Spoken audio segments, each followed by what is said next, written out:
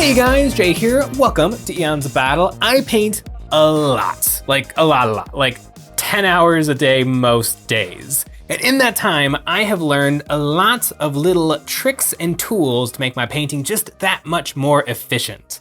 There's a lot of hobby products that are aimed specifically at us mini painters, but I find a lot of them kind of miss the mark because at the end of the day, it's you with a paintbrush putting your paint onto your minis. And so it's hard to really expedite that process. But I have come up with a list of 7 incredibly cheap tools that will help your painting setup.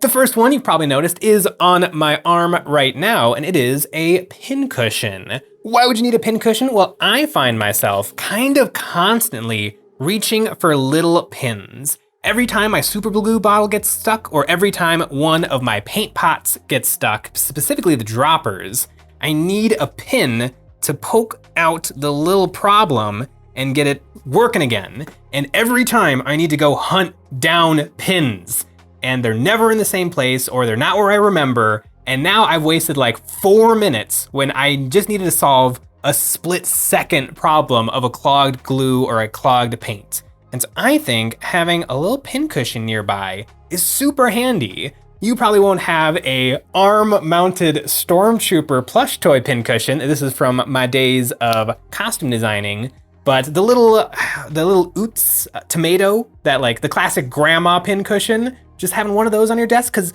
also you can use these to cut and turn them into pins to pin your models to the bases.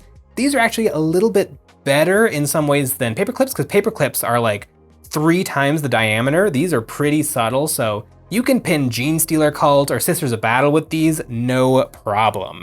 And just having them right there on hand so that you don't have to waste even a second is super valuable. And speaking of not wasting a second, having clean water.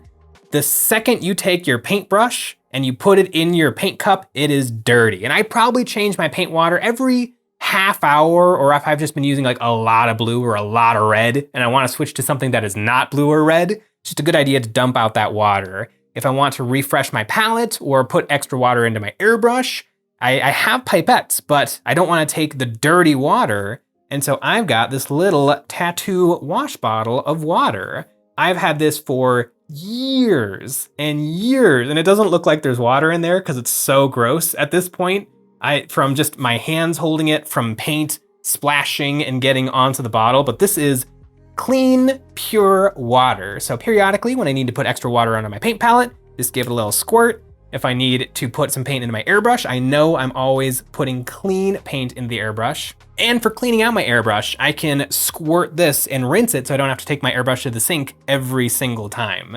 It's like $1 or $2, super useful. I use this constantly. It stops me from getting up out of this chair and just focusing on my painting. And speaking of not getting up out of this chair, another thing that helps me do that is a deck of playing cards. What on earth could these be useful for? Well, these, hey look, the Joker. These make great, quick palettes.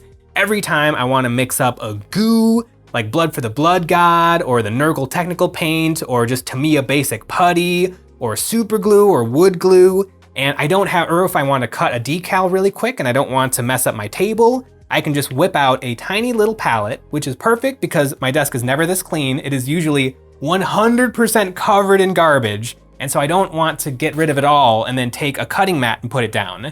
I can take a single playing card, pop it right in front of me, do my goo and my gluing, and then as soon as I'm done, I can just toss this right in the garbage. Clean, no mess, no fuss. I have gone through probably 2.5 decks of playing cards. It's super handy, super helpful. If I'm ever doing something really stinky, like using resins, I can do my resin work on this while wearing my respirator, and then I can go chuck this in the garbage can outside and the mess is gone. So I really suggest you get yourself a deck of playing cards. I bought myself like a 24 pack, like the one that an actual store buys to have right next to the cash register. But you can get these super crazy cheap. If you ever see one at a store for like $1 or $2, it's really good. It's really handy. And I've also used these a lot as painting masks for airbrushing. If you want to like cut a little hole to spray perfect circles, or if you just want to hold it to the side to get the paint on this side of the model, but not on this side of the model. They're flexible, but they're stiff. So I've used like paper and tinfoil to do masking for airbrush, but the pressure of the air will sometimes blow them out of the way. Airbrush isn't going through this. This is nice and sturdy. So playing cards, super cheap, super incredibly useful for painting. And speaking of saving a whole bunch of money and getting a lot more hobbying done, I used to use jewelry boxes for all of my bits and my little accessories, like little epic basing bits, and I don't like them because they take up a lot of room. They're not easy to store. I don't have room on my super messy desk to put down the big case and open the giant lid and then I smack the model I'm working on because I'm not thinking about it. I like these little condiment cups with lids. These are perfect for my needs, and they're multifunctional in the painting process. Sometimes I'll mix up washes or colors in here. Sometimes I'll mix up a color and then I want to come back to it tomorrow. And so I could pour it onto my wet palette, but instead I could also just put the lid on the cup, and that'll pretty much keep the paint safe and fresh for my next day of painting. Sometimes when I'm sanding stuff, I make a lot of dust, but sometimes that dust is interesting. Like in one of these, I was just dremeling cork, and I had a giant pile of cork dust. And I bet this could actually be useful. So I swept it up and put it in a little cup. Don't have to worry about spilling. And now I have this to experiment with to see if it is a proper basing material. Every time I make a little bit too much Milliput, I roll the excess into little balls that I'm going to one day, and I have used these as little like river stones for basing. I got them in a little cup, and they're even useful for miniature bits. I'm kind of lazy, and so often I'll just leave stuff on the sprue, but then that's kind of bad because now I've got boxes and boxes of sprues that have like 2 bolters on them, and it's way too much work. When I'm a good little hobbyist, I will clip all the extra bits, put them into one of these little dishes, and then I put the dish in the box that I keep the models in. So if I'm ever like, I'm working on my Dark Eldar, I can get out my little box. I'm like, oh look, all the extra Cabalite bits. I can pop this open, pour them out into my hand, be like, I want this knife, I want this sword, I want this left arm, and then I can pour the rest back into the cup, put the lid back on, and keep it with my minis. And if I start to not have that much basing supplies or not that many extra bits, I can just get rid of these. Like where I've got the big jewelry case, I just have to have that and it has to take up room in my house. But with these, like if I don't put any goo in them, I can just, give them a little blast with the airbrush to get out any dust, stack them back up, and just have them for later. I have a stack of 200 of them behind me, but I only have out the ones that are currently in use full of stuff. Oh, this one's full of cork. I was looking for you the other day. And speaking of just having things out, also another nice thing with these is they're kind of clear on top, so you can actually see inside of them. And seeing inside is a really important thing for painting, or just being able to see something at a glance. Case in point, my paintbrushes. I keep all of my paintbrushes in mugs. Classic, it's what you do with paintbrushes. But eventually I had so many paintbrushes and I was spending so long looking for the right paintbrush for the right job, I just got more mugs. I actually got mostly Star Wars mugs. This one has a chicken on it. Now I've got everything sorted. So I know if I want a nice brush, I can go to the chicken mug and I can grab a nice brush. If I want a junky brush, I can go to this mug. If I want a dry brush, I can go to this mug. And if I want a disposable brush or a pipette, I can go to this mug. Everything is nice and clean off of the desk. If I want to put brushes away, because sometimes I'll use everything under the sun, and then I'm like, I don't need all of these right this second. I can put them back into the respective mugs, and they're all displayed perfectly for me, so I can be like, I want a nice brush and a small brush, I can grab this one. But if I want the biggest, chunkiest garbage brush, I can take a quick look and then grab this one. It's super convenient, super easy, and most of these mugs were free, because I think I stole most of them from my mom, except for the Star Wars ones. Those are all me. But yeah, it just works really, really nicely. This mug is all sanding twigs. So if I ever need to just like, I missed one little seam line, yoink, knock it down, put it right back. I know that mugs aren't like the sexiest hobby tool to buy, but here's one that's even less sexy. A single metal clip. This holds all of my sandpaper, and it has been so nice because I'm so bad at owning sandpaper. I shove them into drawers, I shove them on top of things inside of my desk, and I need them. Like when I need a piece of sandpaper, I just need it. And it's nice to have them all like laid out like normal pieces of paper. And then with this little clippy, I can have them hanging on the wall.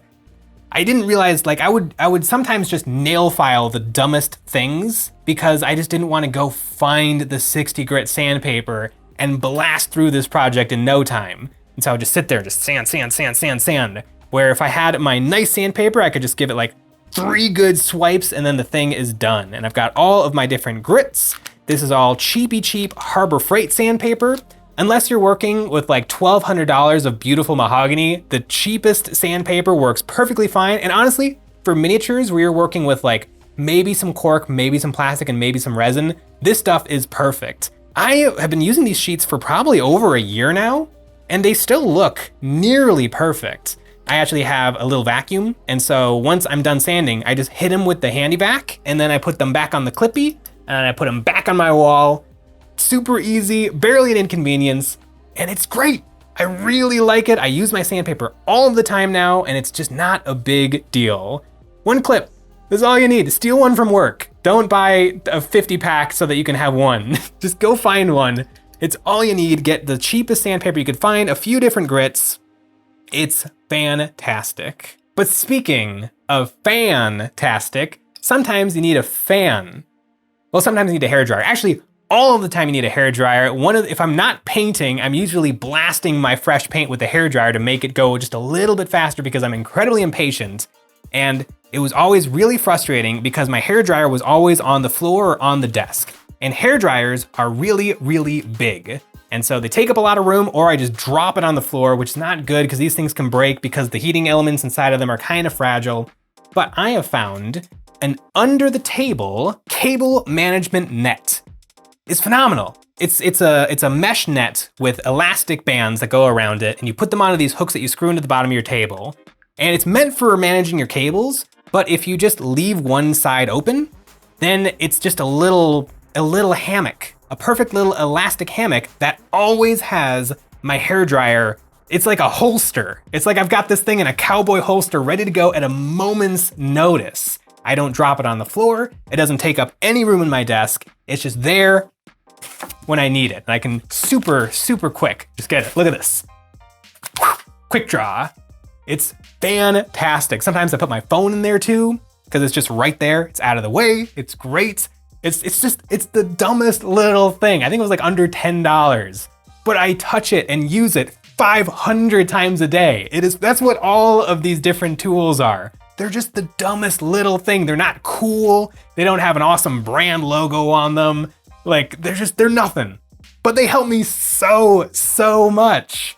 And so I want to share these with you so that you guys can have the greatest hobby setup that is unassuming, but man, is it efficient. Almost as efficient as the terrain available on our Patreon. Over there, we have a new set of terrain every single month, and this month we have the Pestilent Forest, a table's worth of grotesque yet beautiful terrain pieces that'll let you fight your tabletop battles surrounded by the corrupting influence of decay. Huge eye plants, cauldrons of pestilence, rotting creep, and the Great Maw make for a very chaotic environment. And if you always want to be up to date on the goings on here at Eons of Battle and be entered into our monthly giveaways, this month we're picking 3 followers to receive this month's terrain. You can follow the link in the description to sign up to our newsletter. This stuff isn't cool, it's not hip, but man, is it useful. And please let me know in the comments below if you guys have any super weird little tool that has dramatically improved your efficiency in your painting and hobby journey. I'll be sure to let you guys know if I find any more, but I have been using this stuff every single day for years, and it is super helpful. Thanks for watching.